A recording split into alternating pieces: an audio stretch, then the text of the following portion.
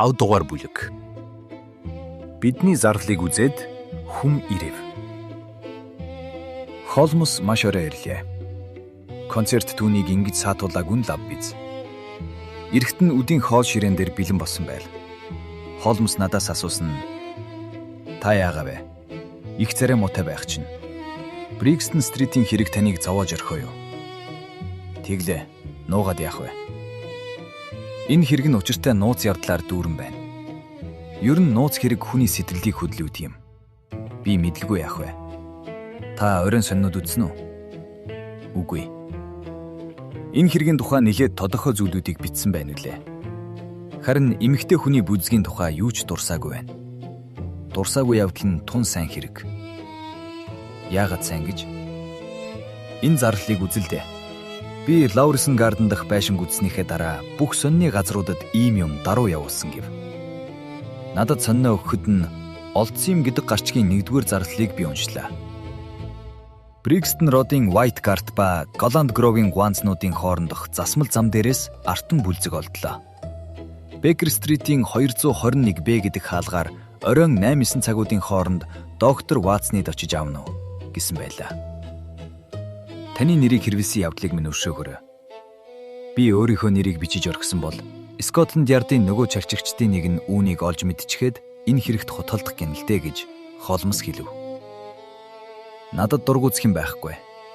Харин нэг хүн ирлээ гэж бодоход надад бүлзэг байхгүй шүү дээ. Бүлзэгч танд байна шүү гэд Холмс надад бүлзгийг өгч. Энэ яг таарна. Тэр бүлзгээс ялрах юм бараг байхгүй гэв. Энэ зарлалаар хий ирнэ гэж та үзэж байна. Бүдүүн борг шааха, бор парта өмссөн. Манай нөгөө улаан хамгатай хүн л ирэндээ. Хэрвээ өөрөө ирэхгүй бол хуй үлдэгч аяа болно. Тэр хүн чинь үүнийг дэндүү аюултай гэж бодохгүй юу? Огт хүн ч үгүй. Би энэ хэргийг зөв ойлгож байгаа бол тэр хүн бүлзгөө олж авахын тулд яахаас ч буцахгүй юм гэж үзэх хэрэгтэй. Тийм ч байгаа юм. Миний бодож байгаагаар бол дребер дээр тонгоож байхдаа бүлзгөө унгаад тэр дороо авсангүй байна. Бүлзэг алга байгааг байшингаас гарсан хойноо мэдээд тэр дороо яаран буцаж байшин дотор асаалттайлаа орхиж өөрийнхөө мөрөөр оруулсан цагдаатай мөргөлдсөн хэрэг. Сэжиг төрүүлэхгүй тул согтуу хүний дүр үзүүлэхэд хүрсэн. Та өөрийгөө энэ хүний оронд тавиад үзэлдэ. Тэр хүн болж өнгөрсөн явдлыг хожим сайтар бодом үзээд уул бүлзгийг байшингаас гарсан хойноо зам дээр хайжээ гэж бодож болно. Тэгвэл тэр яах ёстой вэ? Бүлзгийн тухай зарлал оройн сонинуудад гарах нь уу гэж тэсэж ядам хүлээх болно. Сүүрчийн нь бодох хэрэг түүнд юу вэ? Бүлзэг одсон явдал амины хэрэгтэй холбоотой юм гэж бодох үнд салга. Та нэг цагийн дараа түүнийг өөрөө үзэх болно. За тэгээд гэж би асуулаа. Түүнтэй уулзраа олохыг нь би даана. Танд буу бий юу? Миний гар буу хідэн сумтай байгаа. Та бууга цэвэрлээд сумлчих наага. Би түүнийг гиндүүлэн барих хэдий боловч энэ бол шийдсэн хүн болохоор базаахгүй юмд бэлэн барих хэрэгтэй юм. Би өрөөндөө орж Холмсын зөвлөгөөг ёсчлон биелүүлв. Намайг буцаад орж ирэхэд ширээнд эрхийг цэвэрлсэн байлаа. Холмс өөрийнхөө дуртай ажил болох хийлэнд дуу оруулж байна. Холмс хэлсэн нь юмны учир олдох цаг ойртож ил байна. Би Америкт явсан утасныхаа хариуг дөнгөж сая аваад байна. Миний бодсон нь зөв байжээ. За тухайлбал бууга хармаанда хийж орох. Тэр хүнийг ирэхлээр тун хинэггүй ярилцаарай. Бусдыг нь би хийн. Түүний өөдөөс ширтэж бүү ажиг авахуулаарай. Би цагаа харж 8 цагч болчоод байна билээ. Тийм байна. Одоо хэдхэн минут болоход ирнэ байхаа. Хаалгаа дутуухан нээж орхиорой. За боллоо. Түтхүүрээ дотор талаас нь хийж орх. Баярлалаа. Ирж явах шиг байна. Хонх огцомхон дуурлаа. Шерлок Холмс босоод зөөлөн сандлаа хаалганд ойртууллаа. Удамд зарц эмхтэй өнгөрхөн дуулдаж, түтхэн гадаа хаалганы онс чангаар дуурлаа. Доктор Ватсон энд суудгүй гэж хүн тодхон боловч нилээд ширүүн дуугаар асууж байгаа нь дуулдлаа. Зарц хүүхний юу гэхийг бид сонссонгүй. Харин орох хаалга хаагдахыг сонслоо. Нэг хүн шатаар өксөж эхэллээ. Хөлөөч ирэн шийдэмгий биш алхах чимээ гарна. Миний найз гайхан царай нь барс гэлээ. Гудамд хөлийн чимээ ойртож ирээд хаалга сулхнаар зөрхөхөд би ор гэж чанга дуугарав. Бидний хүлээж байсан догшин хар хүний оронд үрчин атирсан хөгшин чадсанц хазган нь орж ирлээ. Хурц гэрэлд нүд нь гялвсан бололтой тэр чавганц хэдэн удаа мэхийн ослоод жартгар нүдээ байн анивчиж салгансан гараа хармаан дотроо үрэн зогслоо. Би найзаагаа харуул бие барьж ядан аргаа барж өв. Хөгшин чавганц оройн сонныг гаргаж бидний зарлалыг заалаа. Би үүний л тухай ярьлаа. Сайн санаад ирхмүүд минь гэд чавганц бас нэг мэхийн осолж. Брикстон Родын тэнд байсан артан бүлзгэн дөнгөж ганц жилийн өмнө нөхөрт гарсан миний охин Сайли юм. Хархуу нь усан онгоцонд хоол зөөгч идэм. Буцаад ирэхтэн Сайли минь бүлзэггүй байж байвал юу хэлэх бол гэхээс л яах юм. Ер нь ширүүн авиртай хүн. За балгаж орхилж бүр сүйд болохын тэр. Охин минь өчигдөр циркт. Охины чинь бүлзэг мөн үү гэж би асуув. Бурхан өршөөх болтугай гэж чавганц дууалдан. Сайли гялаахан тэр. Бүлзэг нь мөн байна. Танах ямар хаягтай билээ гэж би асуув. Ханц дэш Данкан стритийн 13 байшин. Эндээс их холоо. Брикстон Род чинь Ханц дэшээс ямар нэгэн цирк рүү явах зам дээр байдаггүй шүү дээ гэж холмос эрсхэн хэллээ. Хөгшин чавганц эргэн тойрон ажиглаж, гялалтсан жаахан нүдэрээ манай найзыг нэвтэртэл харлаа. Энэ эрхэм миний хаягийг асуусан юм. Сайли өөрөө Пеккен, Myfield Place-ийн 33 байшинд нэг өрөө хүсэлд суудаг юм гэж чавганц хэллээ. Таны овг Сойер.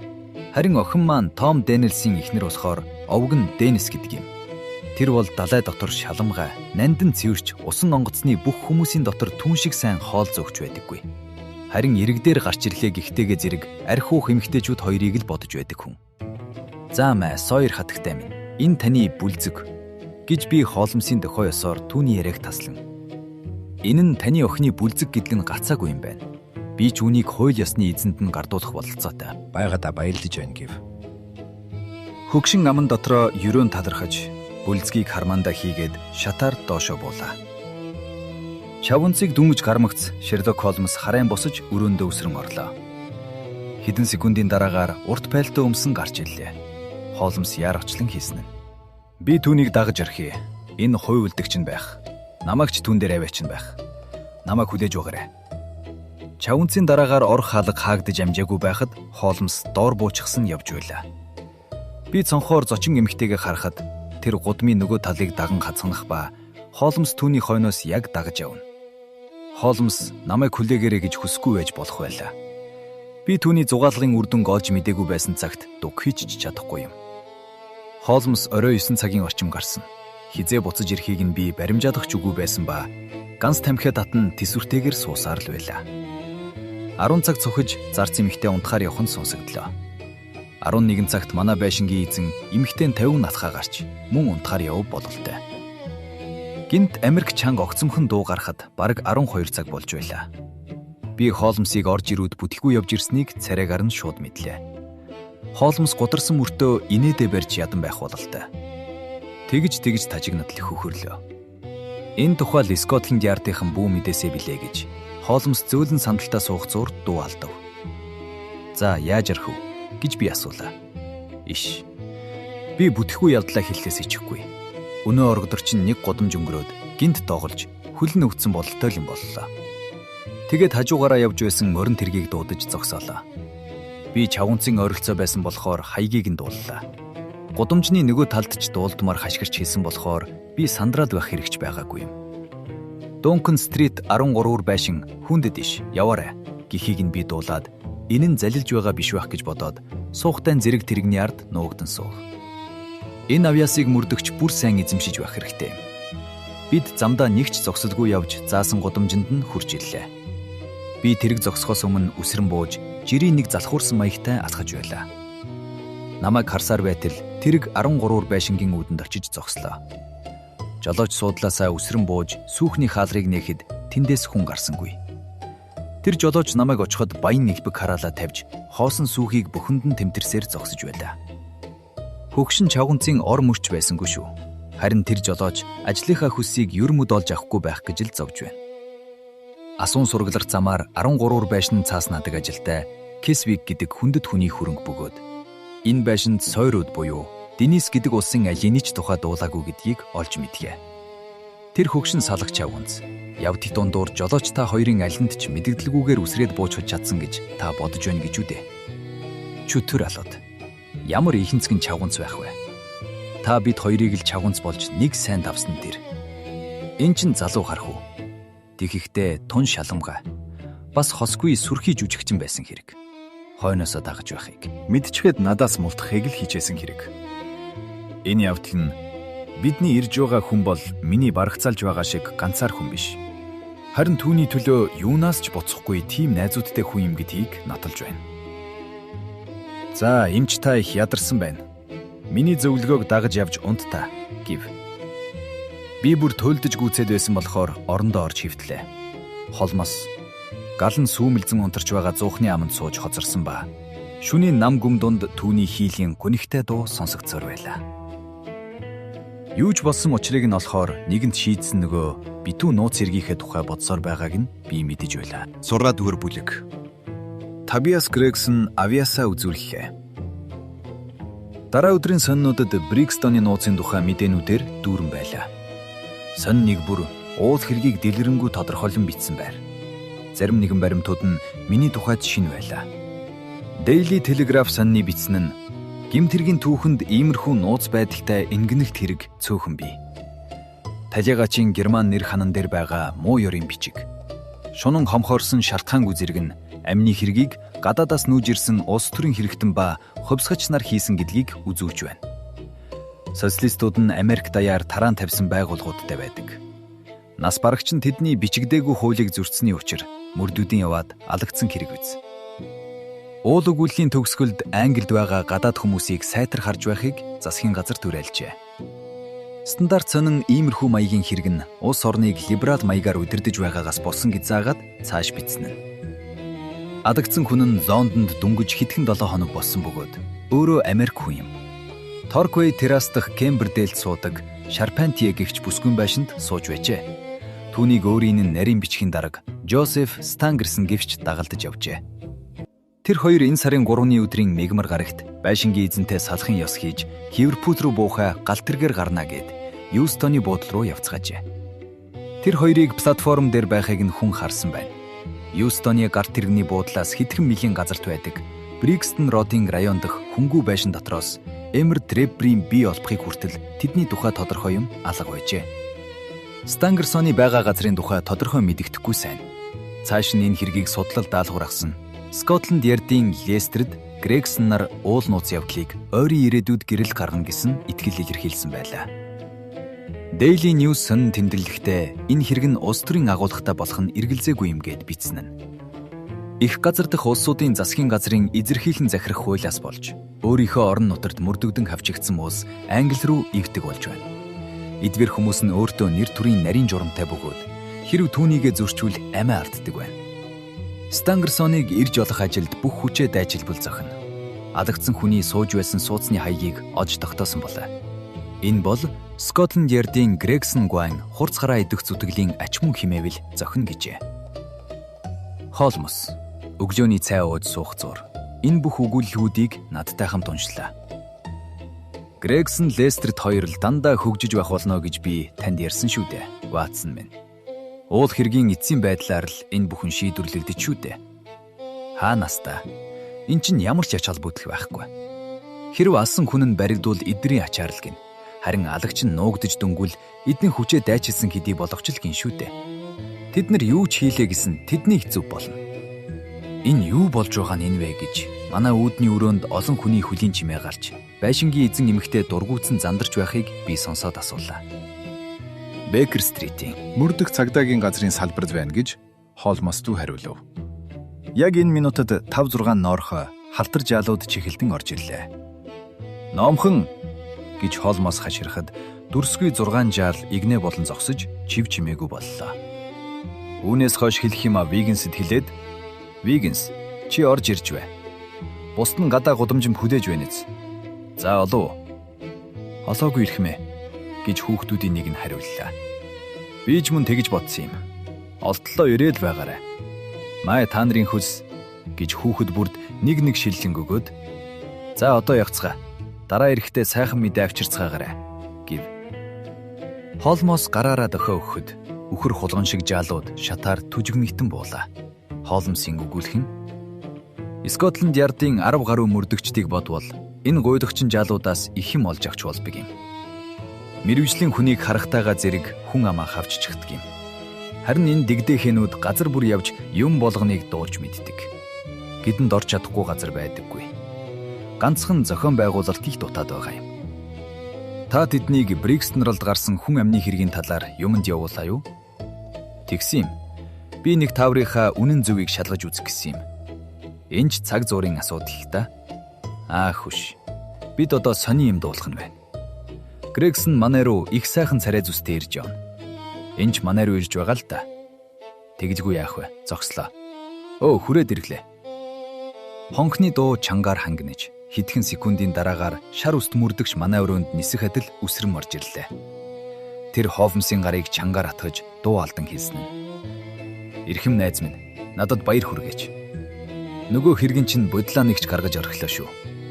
Манай найзын царай нь барсхийн твдг шиг санагдлаа.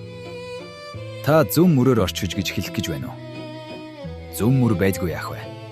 Одоо алсан хүн нь торны цан сууж байгаа. Нэр нь хааны далайн цэргийн баг дэслэгч Артур Шарнатье гэж Грегсон их л бие тоосон байдлаар гараа үрчиж цээжээлж хаширв. Шерлок Холмс тайвширч урт амьсгаа аваад инээмсэлгэн хэлсэн нь. За суу, янжуур тат. Ингэж бүтээсний чинь бид санахан сонсох байна. Устай виски унуу та. Гэхэд мөрдөгчийн хариулсан нь болчгүй. Сүүлийн хэдэн өдрийн турш гаргасан их чармайлт маань намайг тун сүрхий ядраачихлаа. Зүгээр биеийн хүчлэлийг бодвол оюуны ажил их байсан юм. Тань бууз энэ ойлгомжтой байх. Холмос авгаа минь. Яагад вэ гэвэл та бид хоёр оюуны хөдөлмөрийн ус шүү дээ. Та намайг дэндүү их өргөмжилж байна шүү гэж Холмос түүхилээд. Та ийм гялартсан сайхан амжилтанд яаж хүрснээ ярьж өгөөч гэлээ. Мань мөрдөгч янжуура баагуулан олбогт сандал дээр сууж тэсэж ядан баярлсандаа гинт өвдгөө алгадлаа.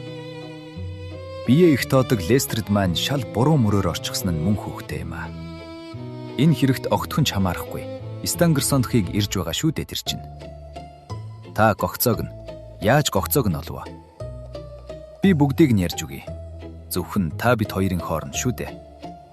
Миний анхны зорилго бол тэр Америк хүний тухай баримтуудыг олж авахд оршиж байсан юм. Та хүүрийн дэргэд байсан цилиндр малгайг санаж байна уу? Санаж байна. Джон Андервуд болон түүний хүү хоёрын фирм Comberwell Road. Грегсон бүрч яарлаа. Би таныг фирмийн хаягийг ажсан гэж өстө бодоогүй юм да гэж аман дотроо хэлээд та тэнд очив юу гэж асуув. Үгүй. Гэж Грегсон баярлана. Ямар ч өчүүхэн байлаа гэсэн илүү бололцоонуудыг үгүйсгэх хэрэггүй юм. За тэгээд би Андервудынд очиж тим хэмжээтэй тим өнгийн малгай зарсан уу гэж асуулаа. Тэр дансандаа үзээд үнэхээр тим малгайныг Торквей террасад байдаг Шарпантигийн сууж байгаа Дреббер гэдэгт явуулсан гэж хэлж байна. Иймэрхүү маягаар уул хаягийг олж тогтоосон юм. Чадамгай байна, маш чадамгай гэж Холмос дууграв. Мөрдөгч үргэлжлүүлэн ярьсан нь. Тэгээд би Шарпантигийгч бүсгүйнд очлоо. Тэр бүсгүйн царайн цон хийж их л ядарсан байлаа. Бас түүний охин жигтэйхэн хөөхөн хүүхэн бас байж байлаа. Энэ хүүхэн нүдэ бүлцийтэл уйлсан ба юм ярихдаа уруулан чичирч байлаа. Би ч үнрийг нь авч орхилоо. Зөв мөрөөр ороод очихлоор нэг хачин байдгийг таач мэднэ зү. Кливлендээс ирээд танайд сууж байсан Дребрийн үгсэн тухай та юм дууссан уу гэж би асуулаа. Их нь үгч дуугарч чадсангүй зөвхөн толгоогоо дохлоо шүү. Охин нь уйлж гарваа. Эднэр уул хэргийн тухай ямар нэг юм мэдэж байна гэдэг эргэлзээгүй боллоо. Дребергүй танахаас хэдэн цагт галт тэрэгний буудлын руу явсан бэ гэж би асуулаа. Их нь сандарч байгаагаа нууж ядан хий залгиж 8 цагт 9 цаг 15 минутанд гарах нэг 11 цагт гарах бас нэг галт тэрэг байна гэж нарийн бичгийн дарга Стангарсон хэлсэн. Тэр түрүүчийн хэрн явна гэж байсан. Та түүнээс хойш Дребергүйтэй уулзсан уу? Намайг ингэж асуухад тэр бүсгүйн царай нь үгсэн юм шиг цагаан болж өөрөө хачин боллоо. Хэсэг зуур дуугүй байж байгаад арайхийн нэг үгүй гэлээ. Бүр хоозоо нь бүглэрч хачин янзтай дуугарлаа. Чив чимээгүй боллоо. Тэгж байтал охин 50 байдлаар ингэж хэлв. Худал хилээд сайн юмд хизээч хүрэхгүй. Энэ эрхэмд ихэн далангүй хэлье. Бид нар Дребертэй дахин уулзсан гэлээ. Шарпантия авгаа гараас алавчилж сандлынхаа түшилгийг налан дуу алдаж хийсэн нь. Бурхан чамайг өршөөг. Чи ахыгаа алах чинь эндэ гэлээ. Артур өөрөө ч гэсэн үннийг хэлхэн зүйтэй гэж үзэх байх гэж охин нь эрс хариуллаа. Бүхэл үннийг надад хэлсэн дээр шүү. Хамгийн муу юм бол үннээ хагас дутуу хүлээх юм.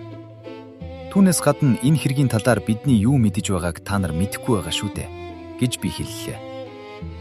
Алиса, чи нүгэлтэй амтан гэж ихэн дуу алдснаа над руу эргэж.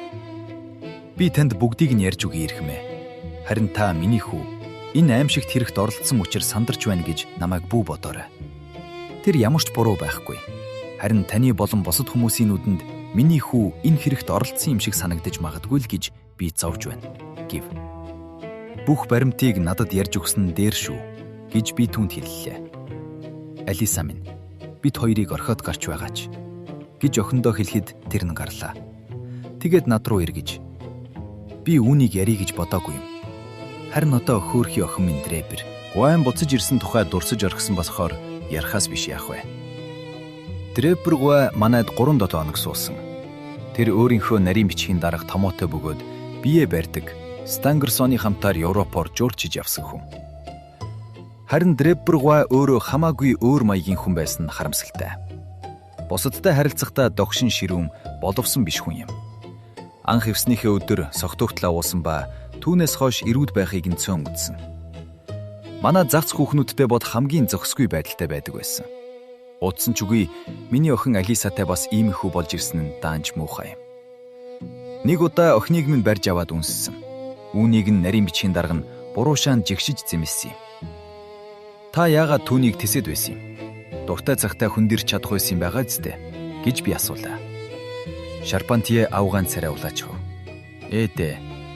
Би анхны өдөр татгалцсан ч болоосай. Гэвч даанч их хорхоо хөдөлсөн. Тэр 2 өдөрт 1 фунт стерлинг 7 хоногт 14 фунт мөнгө төлдөг байсан юм. Одоо ч хамгийн хэцүү үйлрэл шүү дээ. Би өөрөө бэлгэсэн хүн байгаа юм. Хүүг усан цэрэгт байлгахад их мөнгө орох юм. Мөнгө алдах надад хайран байсан. Дребер гуайн сүрчийнх нь хэрцгий байдлыг би тэсвэрлэж чадсангүй. Минь даруй яв гэж хэлсэн юм. Түүний араас хаалга хаагдахад нь миний санаа сая амарсан. Данц цагч болоогүй байтал хон хангинлаа. Дребер гуай буцаж ирснийг ч би ойлголоо. Тэр шал согтуу ба тун сүрхий хөөрсөн байлаа. Алиса бид хоёрын байж байсан өрөөнд дайран орж ирээд гарт тэрэгнээс хожигдож орхисон гэж аман дотроо үгээ холбож ядан хэлсэн. Тэгээд Алиса руу эргэж хоёулаа хамт явъя гэж надаас ичид зовхж өгөө хэллээ. Тэр охинд минь, та бол насанд хүрсэн хүн, сансан юмаа хийх эрхийг танд хууль болгосон юм. Надад их мөнгө байна. Надтай явал та хааны хадан шиг амьдрах болно гэж хэллээ.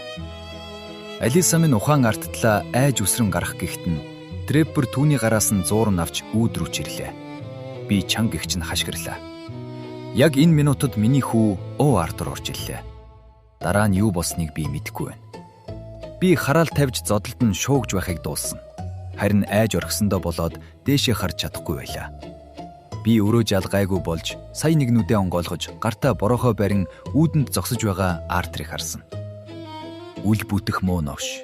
Манайхаар дахиж орж ирнэ гэж би бодохгүй байна гэж тэр хэлж байсан.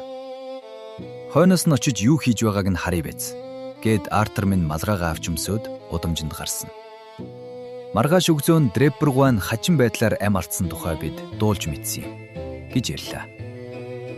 Шарпантье авгаан өчгийг би бичиж аваад ирсэн гэж Грегсон өөрийнхөө яриаг төгсгөлөө. Холомс ившээж. Маш сонин түүх вэ шүү. За тэгээд та дараа нь юу хийв гэлээ. Мөрдөгч цааш ярьсан. Шарпантье авгааг ярьж дуусгаар нь эмэгтэй хүнийг айхавтар сүрхий твдүүлдэг харцаараа нүд салахгүй ширтэн харж хүүч нь хідэн цагт эргэж ирсэн бэ гэж асуувал мэдэхгүй гэв. Мэдэхгүй гинэ. Мэдэхгүй. Тэр өөртөө түлхүүртэй л дээ. Та нар орондоо орж гівцсэн байсан. Тийм ээ. Хідэн цагт хөвцсөн билээ. 11-ийн орчим. Тэгвэл таны хүүч нь яваад 2 цагаас илүү болоогүй шүү дээ. Тийм ээ. Аль эсвэл 4-5 цагийн турш юм уу? Магадгүй. Энэ хугацаанд хүүч нь юу хийж байсан хэрэг вэ? Би мэдэхгүй байна гэж царайн зэвхэрч хариуллаа. Ингэхлээр ч над хийгээд байх юу үлдэх вэ дээ? Дислэгч Шарпантегийн байгаа газрыг мэдэж аваад 2 цагдаа дагуулж очиод л бариад авчихсан. Би түүний мөр дээр нь гараа тавьж үүмэн шууган гаргалгүй. Бидний камт яв гэж хэлэхэд ердөөч зовсон шинжгүй. Дребер гэж нэг үл бүтэх хитгэдийн үхсэн явдалд холбогдтой гэж намайг баривчиж байгаа юм шивдэ гэж хариуллаа. Бид нар энэ тухай түүнд юу ч яриаггүй болохоор түүний хэлсэн үг с сэжиг төрүүлэх нь арга байж үү та. Тэгэлгүй яах вэ гэж Холмос хэлв. Дреберийн хойноос барьж явсан гэж ихийн нь нүчиж байсан. Нөгөө хүнд царсан борохоо нь бас түүнд байсан. Та энэ хэргийг юу гэж томтож байна? Тэр нь Дреберийг даган Брикстон род хүртэл явсан гэж би баримжаалж байна. Тэнд тэр хоёрын хооронд дахин хэрүүл гарч Дребер нь цоройныхоо орчим газарт энэ борохоогоор цохилсан хэрэг. Энэ цохилт нь мөр орхиогүй боловч үхэхэд хүргэсэн байна. Тэр шин бороотой байсан ба эргэн тойронд нэг ч амтан байсангүй. Тэгэхээр Шарпантье нөгөө хүүрээ хөнгүү байшин даваажиж хайсан хэрэг л дээ. Харин цус, ла, ханан дээр бичсэн бичгийн тухайд гэвэл энэ нь цагдаагийн газрыг буруу мөрөөр оруулах гэсэн хэрэг байх та. Холмос урамшуулсан байдлаар. Сүрхий ажилчдээ. Грегсон, та ч нэрэн анжирт хаагаж байна шүү. Та ер нь хол явах вэ? Гэв. Энэ хэргийг чадамгаа аргаллаа гэж би өөрөө ч бас бодоод байна шүү гэж мөрдөгч бардангуугаар өгүүлэн. Дреберийг дагаж нэг хэсэг явсан ба цаадах нь хойноосоо дагаж явааг мэдмэгц. Мөрдөн хөөхөөс мултрах гэж морин тэрэг хүслэн суугаад явсан гэж залуу хархуу дуртаяа өчөг мэдүүлсэн. Дислэгч Шарпантье замдаа өөрийн нэгэн танигтай уулзаж түүнтэй хамт явсан байна. Харин тэр хүний хаягийн тухай асуухад хангалттай хариу өгч чадсангүй. Ерөөсөө хамаг юм нь тун сайхан тохироод байна шүү. Лестерд эхлээд л буруу мөрөөр ёсныг нь бодхоос инээд хүрх юм. Тэр юу ч хийж чадахгүй лээ. Өөхөө, мань хүн ч өөрөө хүрээд ирлээ. Үнэхээр бидний ярьж байх үеэр Лестерд шатаар өгсөн байлаа. Гэвч энэ удаад түүний юрийн нь хөнгөн шалмгаа, ээлдэг байдал огтхон чалга байв. Нүүр царай нь бухимд нь ядарсан, өмссөн хурц нь хатирч хэр бүртэг болсон байлаа. Тэрээр Шерлок Холмстой зөвлөлдөх гэж ирсэн ба харин Грегсонтой дайралцсандаа хурж исэн бололтой. Орж ирээд яах арга олохгүй малгайтайгаа ноцолдон өрөөний гол дунд зогслоо. Энэ бол хамгийн юр бишийн ойлгох аргагүй хэрэг юм да гэж адаг сүулт нь аман дотроо дүнгэнлээ. Грегсон ялан дийсэн баярын дуугаар. Уухай Лестерд, авгаа минь тэгж бодож байна вэ? Таныг тийм дүгнэлтэд хүрэмж байх гэж би бодож байсан юм. Ам алдсан хүний нарийн бичгийн дарааг Стангарсонгуаг олж дөнгүү та. Гэхэд Лестерд. Нарийн бичгийн дарааг Стангарсон чинь өнөөдөр өглөөний 6. Цагийн орчим хэл идэ гэдэг зочид буудалд атагдсан байна гэв. Додоо дүгээр бүлэг. Хэргийн учиг олдохтой боловч Лестердийн хүргэж өссөн мэдэн санаанд оршгүй ба өөдгүй муухай байсан учраас бид гурвын дотор дуугарх хүн гарсангүй. Грегсон суудлаасаа үсрэн босож үлдээд байсан ус ба вискиг ганц тонгорчихлоо. Бас Стангарсон. Уяан уламж чангарсаар байна гэж Грегсон аман дотроо өгүүлв. Үүнээс өмнө ч гэсэн чангалаастай байсан юм шүү дээ. Би чинь цэргийн зөвлөлийн хуралдаан дээр очиж ирчгээ юу да. Та Стангарсныг үхсэн гэж л бодож байна уу? Гэж Грегсон асуухад би дөнгөж сая тасалгаанаас нэрлээ. Алагдсан байхыг хамгийн түрүүн би үзсэн юм гэж Лестерд хариулв. Холмсын хэлсэн нь бид Грегсны саналыг сонсцгоосон. Та ч гэсэн үзэж харж үйлдэж хийсэн юмаа бидэнд танилцуулах юм биш үү? Гэхэд Лестерд суудлаа засаж суугаад ярьж эхэлсэн нь. Дреберийн амны хэрэгт Стангарсон оролцсон гэдэг саналыг би баримталж байсан юм. Үүнийгээ хүлээн. Миний эндүүсэн гэдгийг сүүлийн үеийн явдлууд харуулж байна. Өөрийн үзлийг баримтхан нарийн бичгийн дарга нь яасан болохыг олж мэдье гэж шийдсэн юм. Урганы өдрийн оройн 8 цаг хагасын үед тэдрийг Юстоны гарт тэрэгний буудлын дээр байхыг хүн харсан байна. Өглөөний 2 цаг болоход Дреберийг Лаурестон гардны тэндээс үхсэн байхыг олсон. 8 цаг 30 минут ба хүн амны хэрэг гарсан минут 2-ын хооронд Стангарсон юу хийж байсан ба мөн дараа нь юу хийхийг олж тогтоох хэрэгтэй байлаа. Би Стангарсны бүх шинж тэмдгийг зааж Америкийн усан онгоцнуудыг хянд шалгах явдлаа хүчтэй болгохыг хүсэж Ливерпул руу утас явууллаа. Тэгээд би бүхэл буудлын газрууд ба хүсний байшингуудаар орлоо. Хэрвээ тэр хоёр хоорондоо зөрж орхисон бол Дреберийн бие хамгаалагч нь тэр хавьд ойролцоо хоноод өглөө нь галт тэрэгний буудал зуур эргэж ирэх байх гэж би бодсон юм. Тэдмэр уулзах газрынхаа тухай урьдчилан болцсон байх л та гэж Холмс өгүүлв. Яг л тэгсэн байна да. Би өчигдөр оройн турш үр ашиггүй мөрдлөх хийлээ. Би өнөөдөр өглөө эрт босож 8 цаг болж байхад Йетл Жорж Стритэд байдаг Хелидэ гэдэг зочид буудалд хүрч очсон юм. Энд Стангерсон гэдэг хүн суудгүй гэж асуугаад тийм бисэн хариултыг тэр дородууллаа. Түүний хүлээж байгаа хүн нь та байх л да. Тэр ямар нэгэн хүнийг 2 ч өдөр хүлээж байгаа юм гэж хаалгач надад хэллээ. Одоо өөрөө хаана вэ гэж би асуулаа. Дээд давхарт унтаж байгаа. 9 цагт сэрэгэрэ гэж тушаасан юм. Хаалгач намайг дагуулan 2 дугаар давхарт гарч жижигхэн хонглын эцэст байгаа Стангерсны өрөөний хаалгыг зааж өгөөд шатаар доошоо буулаа. Би мөрдөгчийн ажилд 20 жилийн туршлагатай боловч ухаан артмаар айгүй юм нүдэнд минь харагдлаа. Хаалганы доогуур жижигхэн цусан гол урсаж, хонглын нөгөө талын ханны тэнд очиж тунсан байлаа. Би ухаан артан хашгирсанд хаалгач гүйжиллээ. Хаалгач заяатай л ухаан алдаж унсангүй. Хаалган дотроосоо түгжээтэй байхлаар бид хоёр цөм цохоод орлоо. Нээлттэй цонхны дэргэд нэг эрэгтэй хүний хүүр атрин хөвтөж байлаа.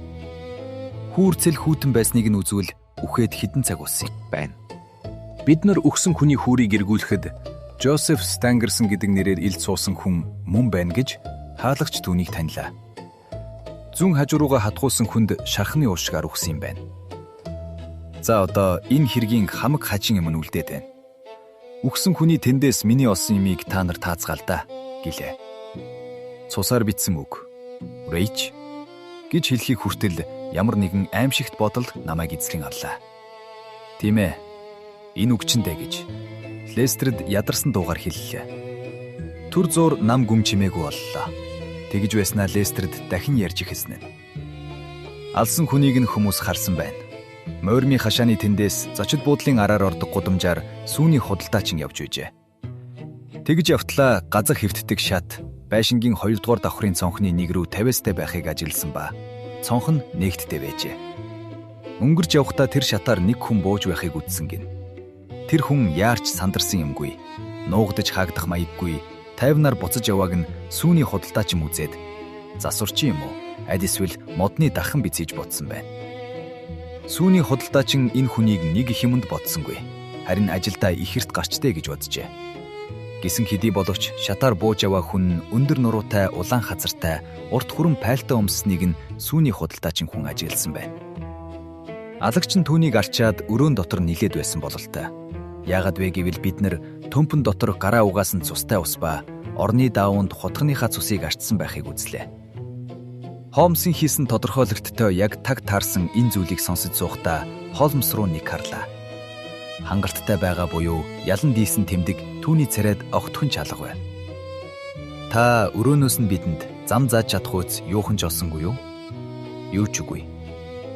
Стангерсон нь Дребрийн тооцоог хийдэг байсан болохоор Дребрийн төрөвч түүний хармаанд байсан энэ ч ер нь тийм байдаг байсан бололтой. Төрөвч дотор 80 гаруй фунт стерлинг байлаа.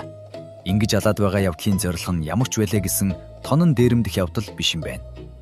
Харин дотор нь барагцаалбал 1 сарын өмнө хүлээж авсан бололтой нэг цахилгаан утаснаас өөр бичиг болон зургсын зүйл байсангүй. Тэр J10 Европт байгаа гэсэн гарын үсэгтэй утас байлаа. Үүнээс гадна өөр ямар нэг юм байв уу гэж Холмс асуув.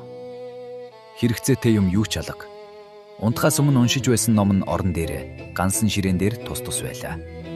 Жижиг ширээн дээр нэг аягтай ус, цонхны ирмэг дээр дотроо 2 ширхэг үргэлтэй, тосны нэг жаахан хайрцаг зэрэг юм байлаа. Шерлок Холмс баярлан хашгирч огл харайн бослоо. Сүүрчийн баримт тайлбар нь эндэ. Миний ажил дуусах нь энэ гэж тэр баярлан хашгирв. Цэл гайхан 2 мөрдөгч юу ч ойлгож чадахгүй Холмсыг ширтэнэ. Энэ бүх бодлооны үндсэн гогцоо нь одоо миний гарт байна гэж Холмс баттай хэлээд. Зарим нэгэн жижиг зүйлүүдийг харьцуулан үзэх хэрэгтэй л дээ. Гэвч Дребер Стангерсон хоёрын галт тэрэгний бууд дээр саснаас аваад хүүр олдсон минутыг хүртэлх бүх баримтуудыг би нүдэрээ үзсэн юм шиг мэдэж байна. Би үүнийгээ та нарт одоохон батлаад өгье. Та үрлүүдийг нь аваад ирж дөнгөснө. Гэхэд Лестрид хармаанаасаа жижигхэн цагаан хайрцаг гаргаж надад байна. Би төрийг ч утас хоёртой наваад ирсэн. Үрлийг би ямар ч ач холбогдолгүй гэж үзэж байгаа болохоор түүнийг зүгээр санаандгүйж аваад ирсэн юм. Алив, наашаа өгөөд орхиж. За доктор, энэ жирийн үрлүүд мөн үү гэж Холмос асуухад энэ нь юрийн үрж байгаагүй нь мэдээж ин хэрэг. Энэ бол сувдан саарл өнгөтэй жижигхэн бөгөөд дугуй хэлбэртэй бараг шир шиг тунгалаг үрлүүд байлаа. Эд чинь тун тунгалаг ба хөнхүү юм байна. Усан дуусах ёстой шиг санагдана гэж би хэллээ. Тун зүйтэй гэж Холмос хариуллаа. За, одоо та доошоо ороод өчигдөр манай байшингийн эзэн хүүхэн зовсонгоос гарах гэж цааш нь харуулад өгөөч гэж байсан. Өнөө мө тэрээрийг аваад ирээч. Би доошоо орж кирьер гэдэг нь хог тврээд ирлээ. Түүнийг хүн дээр амсгаадах ба мэлрэн гүдэрсэн нүд нь удахаа байж гэдгийг харуулна. Би тэрээрийг шалан дээр тавьж дорн зөөлөвч хийж өглөө. Холмос хармаанаасаа жижигхэн тонгорог гаргаж нэг үрлийг дундуур нь хувааж. За, би энэ үрлийн нэгийг дундуур нь хуваалаа. Нэг талыг нь цаашдын шинжилгээнд зориулан хайрцагт нь буцаагаад хийж орхиё. Нөгөө талыг нь дотроо цайны халбаг хэр устай хунданд хийлээ. Харж байгаа үсттэй. Манай докторын хэлдэг зүв байсан байна. Ус нь дамархан уусаж байна шүү дээ гэлээ. Энэ ч их сонирхолтой байж магадгүй гэж Лестрид өөрөөрөө дог хийж байна гэж сэжиглэн гомдсон дуугаар хэлээд. Хэдий тийм боловч Жозеф Стангерсоны үхсэн явдалд эн чинь ямар ач холбогдолтой байгаа юм ойлгохгүй л байна шүү би.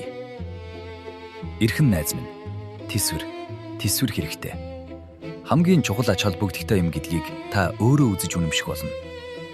Амтыг нь засах зорилгоор жаахан сүү нэмээд хаванд өгвөл дуртайя эдхийг нь би үзэх юм. Холмос аягтай юма тавхт хийж хаванд өгөхөд сүүрчийн нь ганц туслыг хүртэл идэж орхилоо. Шерлок Холмс үүнийг тун төв байлагтай хийж байсанд бид нар нэг юр биш юм болохыг хүлээн. Данц жүг дуугаралгүйгээр нохоог ажиглан сууцгаана. Гэтэл юу ч болсонгүй. Шингэн юм нь хаванд мууч болсонгүй, сайн ч болсонгүй. Тэр урдийнхаа адил хүн дээр амсгаад нь зөөлөвч дээр хөвтнө. Холмс цагаа гаргаж ирлээ. Минут өнгөрсөөр байлаа. Харин үрлээс юу ч болсонгүй. Холмсын царай урам нь хугарч ихээ зовсон байдалтай. Холмс уруулаа хазаж, хуруугаараа ширээ цохлон тэсэж ядан байгаа шинж гарган зогсно. Би түүний твдэж байгааг хараад үнэн голоосоо өрөвдлөө. Твж бүтгэлгүй байгаад нь нөгөө хоёр мөрдөгч өчүүхэнч гутаж хунайгүй тухуурхсан байдалтайгаар инээмсэрлэж байна. Адаг сүлд нь Холмс хойш урагшаа алхсан чанга дуугаар хийсэн нь. Энэ бол зүгээр тохиолдож байж болохгүй юм. Үүнийг зүгээр нэг тохиолдол байсан гэдэгт үнэмшиж болохгүй. Дреберийн тухайд сэжиглэж байсан үрлүүд Стангерсоны үхсний хойно олддог. Тэгээд энэ нь хоргүй байх гэж байх уу? Миний бодсон юмны бүх хэлхээ нь буруу байж болохгүй юм. Ийм байж болохгүй дээ. Гэлээч гисэн энэ муу ядуу амьтан юу ч л болсонгүй дээ. Би ойлголоо. Холмос дийлж ялсан баярын дуугаар хашгиран хайрцгийг шүүрэн авч хоёрдугаар үрлийг дундуур нь зүсэн усанд найруулж дээрээс нь сүү нэмээд хаванд өглөө. Хөөрхи муу нохоо. Усан нэмийг идэхтэйгээ зэрэг хамаг биеийн ативхсгийж аянгад нэргүүсний нэгэн адил нүд ирэмхийн зуур амьсгаагаа хураав.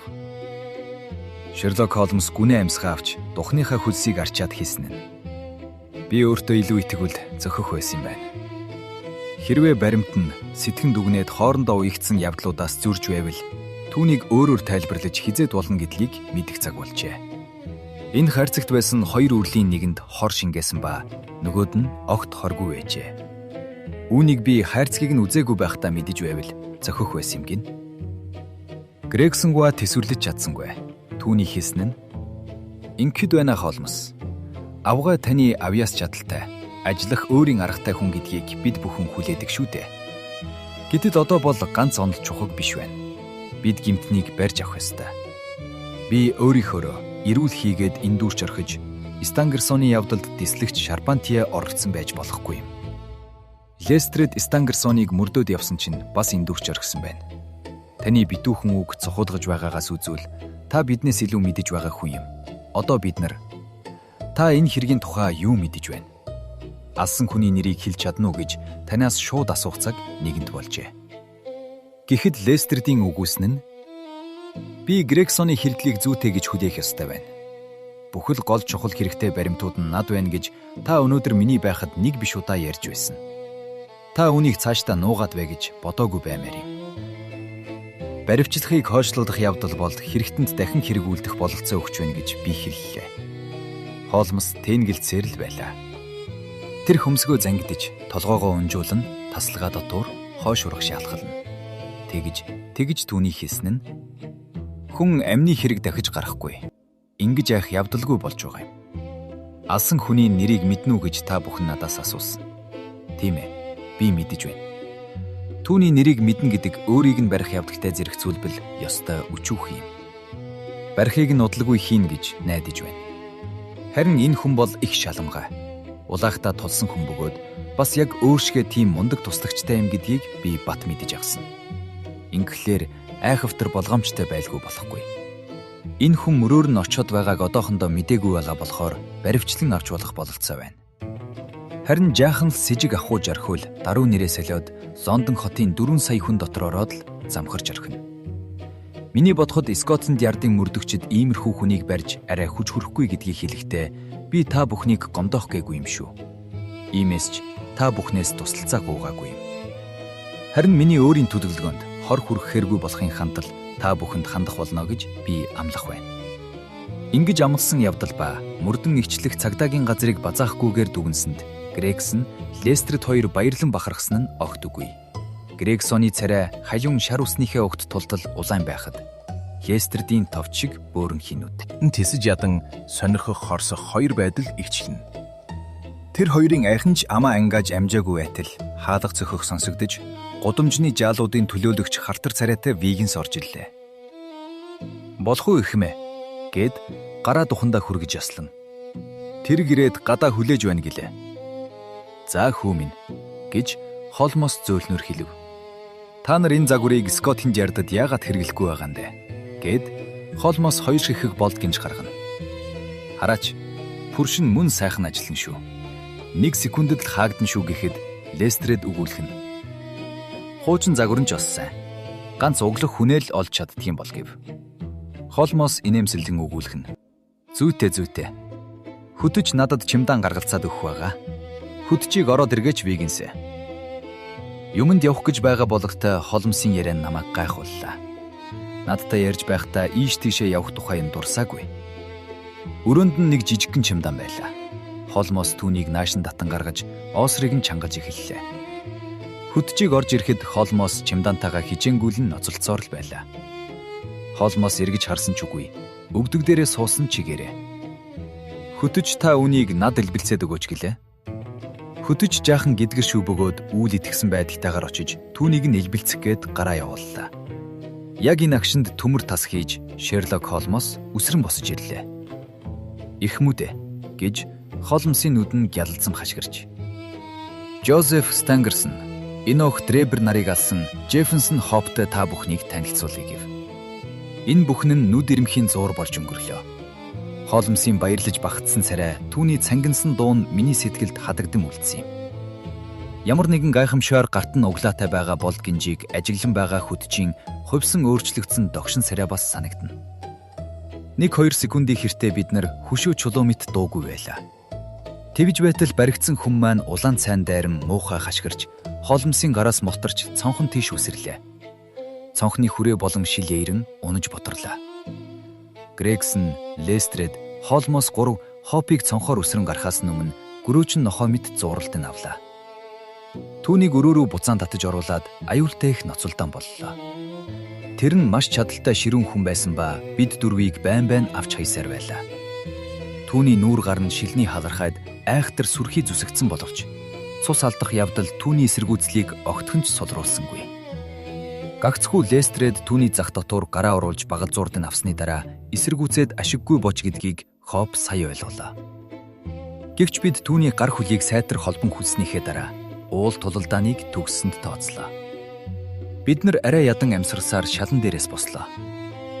Бидэнд энэ хүний морин тэрэг байна. Баригдсан хүнийг Скотланд Ярдад хүргэж өгөхдөө бид тэргийг нь ашиглаж болно. За эхмүүд минь, энэ хэрэг дуусгах нь. Намайг татгалзах болов гэж зовлгүй дуртай зүйлээ одоо асууж болно гэж Шерлок Холмос хэлв.